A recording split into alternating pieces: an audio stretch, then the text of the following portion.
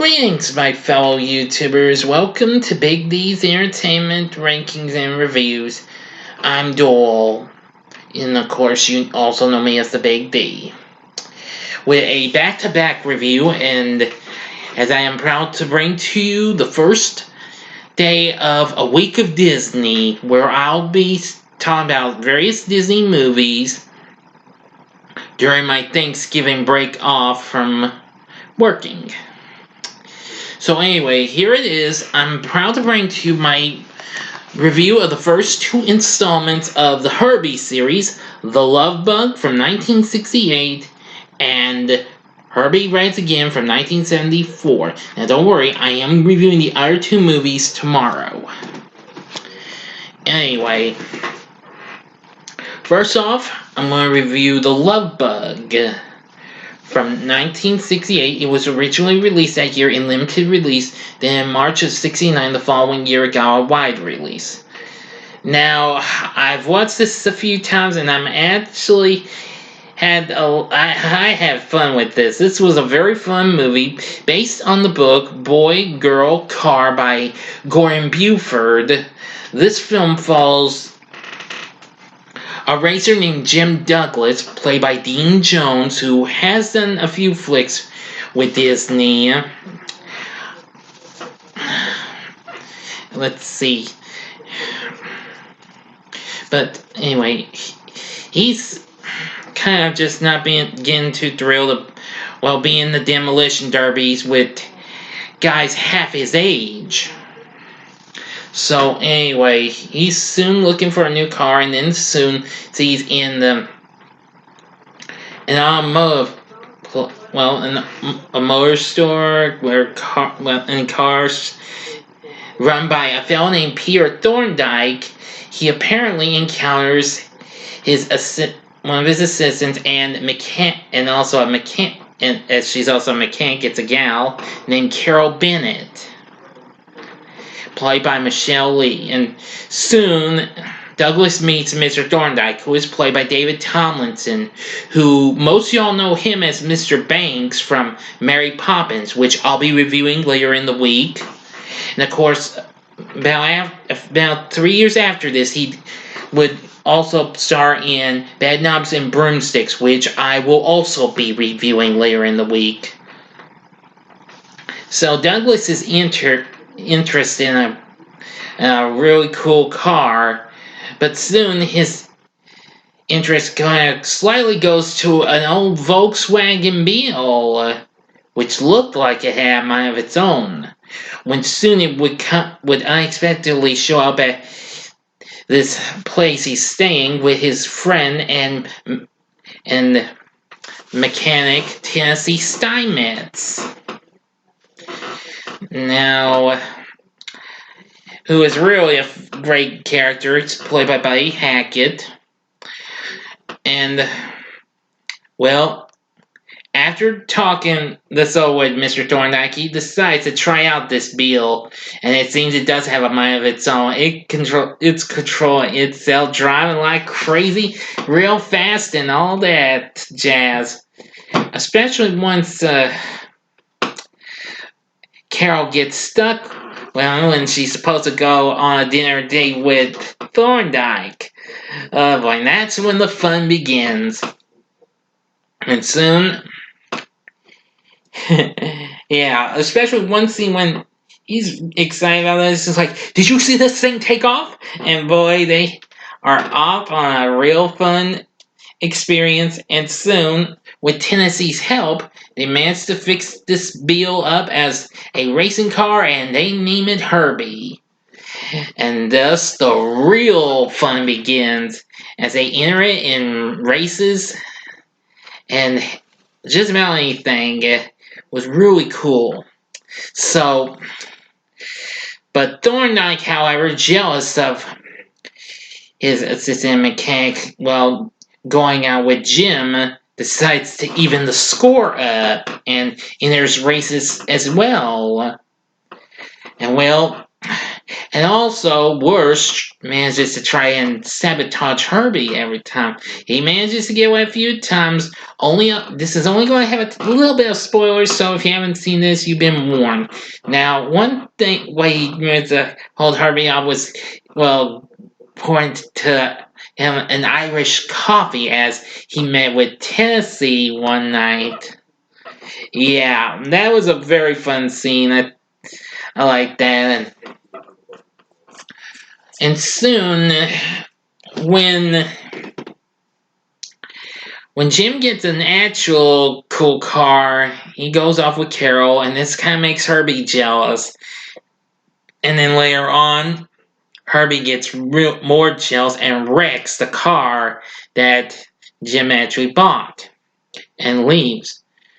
But soon they both get into a predicament and they soon make up. But apparently Herbie's slightly being up a little bit.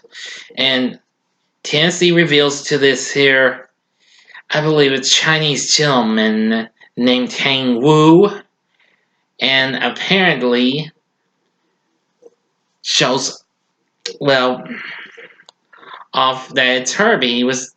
He had heard of Herbie and was interested in being a big supporter. So that's what they did. And so they would enter Herbie in the big El Dorado race, which is the grand finale for the movie. Now, that I think is really good, but I'm not going to tell you too much of what goes on. It does have a few fun moments, especially when, well, Thorndike and his other assistants sabotage a road sign, and people think and Jim and the iRacers go into this mine, which is really funny. And I see cars on the other levels of the mine. That kind of reminded me of this Cloverleaf scene from the Wacky Races, which that happened to premiere on TV the same year this came out in '68.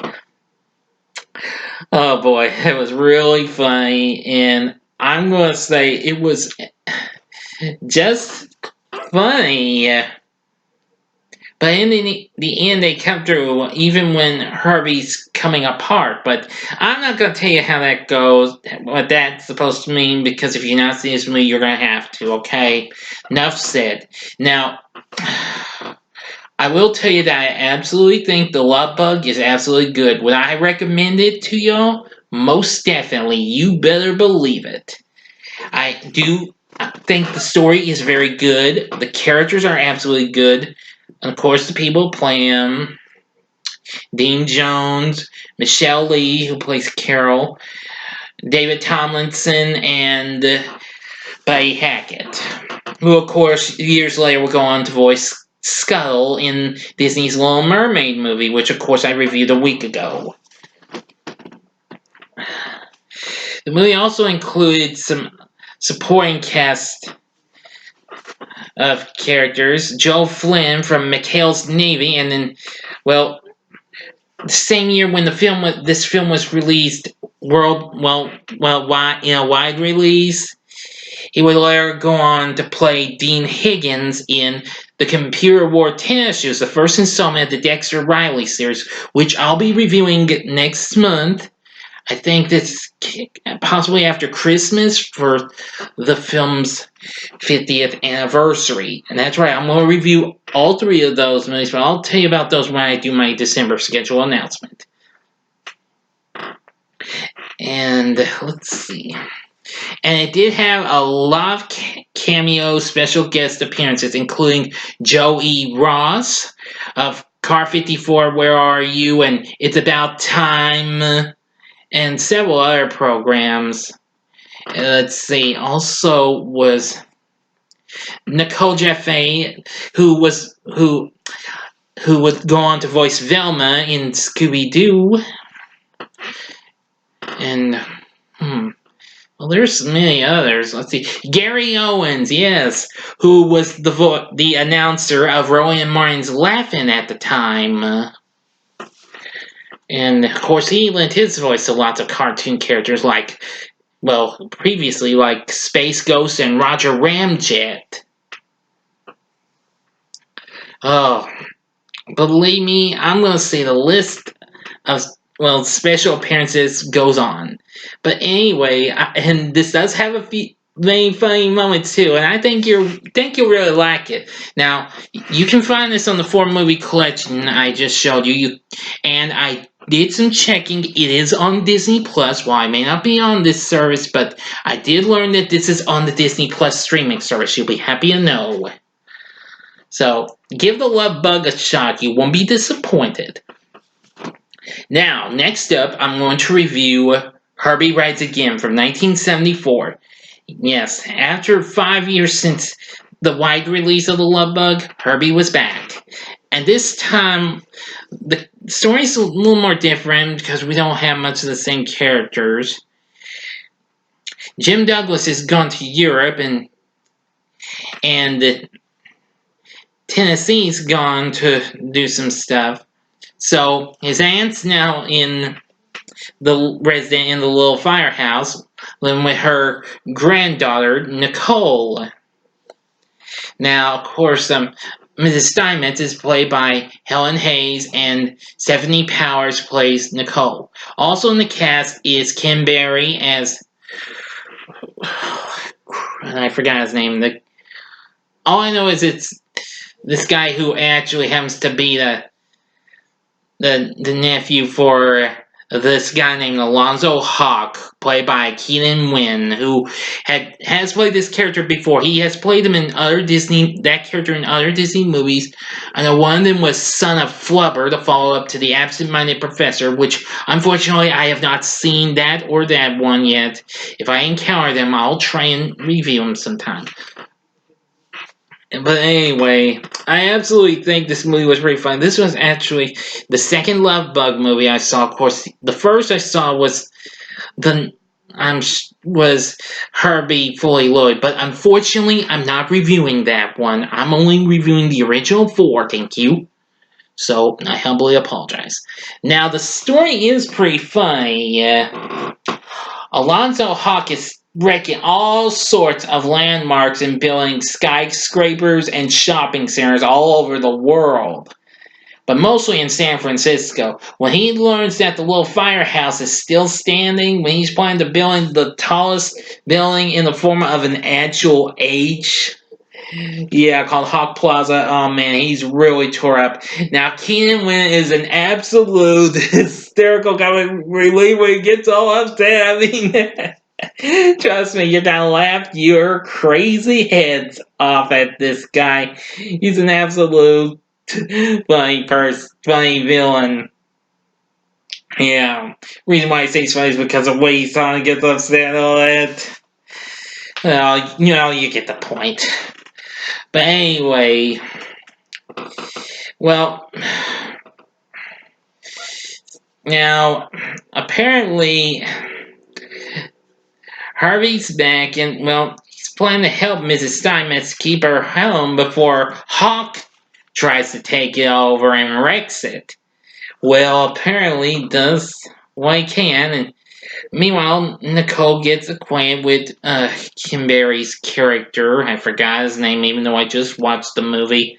But anyway, I absolutely did love Herbie Rides Again. Well, it's kind of shorter than the rest of the movie since it's only 88 minutes, which is about a hour and a half. But still, I think this is a pretty fun sequel. Anyway, Hawk does everything he can to try to get Mrs. Steinmetz out. And soon she even gets help from this dude, I believe his name was Judson, I believe. Yeah, that's right, Judson. Well, he apparently manages to help out in the film, especially, I'm going to say, the grand finale when Herbie manages to round up all these Volkswagen Beetles to help him out in stopping Hawk. Yeah. Another fun moment. There were several other funny moments when Hawk tries to steal Herbie, but gets stuck causes a big traffic jam. Let's see when. Well, he and Mrs. Steinmetz manages to get to Mr. Hawk's office via an elevator lift for window cleaning. Oh boy. It's absolutely funny. It's hysterical. And when a wrecking crew comes over and and apparently is about to destroy what he doesn't know until he gets a call from the owner of the wrecking company that it's his house. He has this dream accounting sheet because he can't even sleep, so he doesn't. Soon he gets the ones with a 53 on, which is the number on Herbie, and then soon we see Herbie come on with big with thing with big teeth like a big old wolf, and boy, you have got to love that. That's only a little bit of some fun moments, but that's sort of counts as a teeny weensy little spoiler. But I'm not going to give too much more of the story and how it all turned out. I'm going to say you need to see this if you've not seen this. I would definitely recommend you give Herbie Rides Again a shot as well. Yes, I did learn it is on Disney Plus as well. So anyway, and you do get to see flashbacks to the races from the first movie, which that was really good. Despite you may not have all of the original characters back for this, but nonetheless, they are mentioned though, and only the title character of Herbie appears in this.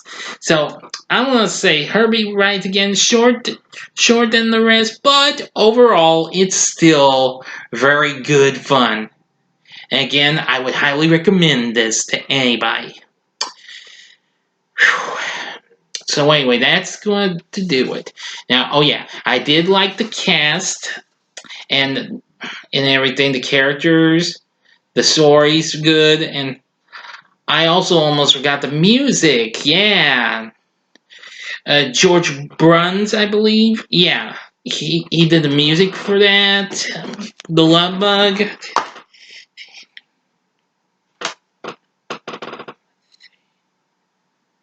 I'll say Herbie Rides Again. I think somebody else did the music for that, but I may be wrong though.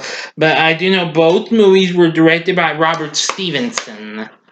So now you know about these movies, and I do hope you check out The Love Bug and Herbie Rides Again. I told you they are on Disney Plus. I'm sure of it. I may not have it, but I did check a source. But anyway, if you have seen these movies, please feel free to let me know what you thought about them in the comments section. Like and subscribe to my channel for some more Disney fun.